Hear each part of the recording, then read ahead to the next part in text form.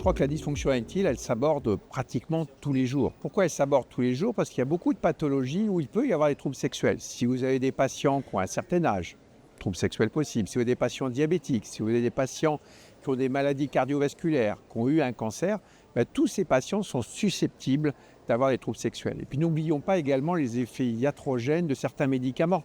Les antihypertenseurs, les médicaments pour la prostate, les antipsychotiques.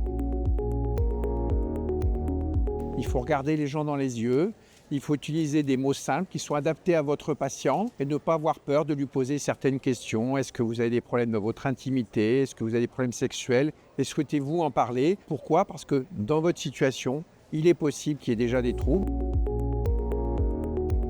Lorsqu'il y a un trouble sexuel, c'est qu'il y a un problème. Donc il faut faire une évaluation de votre patient. Alors évidemment, on n'évalue pas pareil un jeune homme de 25 ans qui a une panne lors d'un premier amour ou le plus souvent un homme qui est quinquagénaire, sexagénaire. Un homme sur 3 après 40 ans a des troubles sexuels.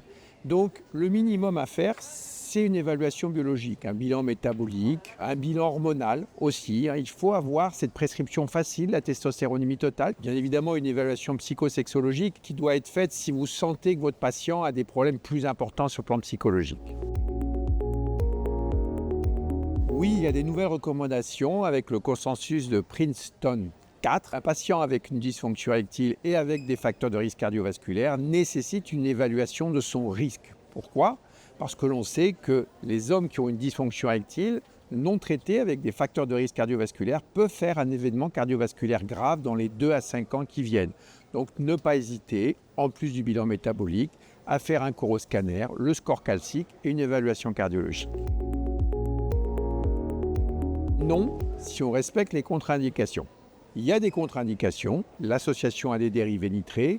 L'association a un nouveau médicament aussi qui s'appelle le Riociguat, qui est utilisé dans l'hypertension artérielle pulmonaire. Puis le patient, bien évidemment, pour qui un effort sportif est interdit, c'est-à-dire les gens avec une pathologie cardiovasculaire non équilibrée. Si vous n'êtes pas dans cette situation, il n'y a aucune crainte. Vous pouvez prescrire. Il y a même une étude récente qui montre qu'il y a une sécurité cardiovasculaire et même une protection cardiovasculaire au long cours avec cette classe thérapeutique.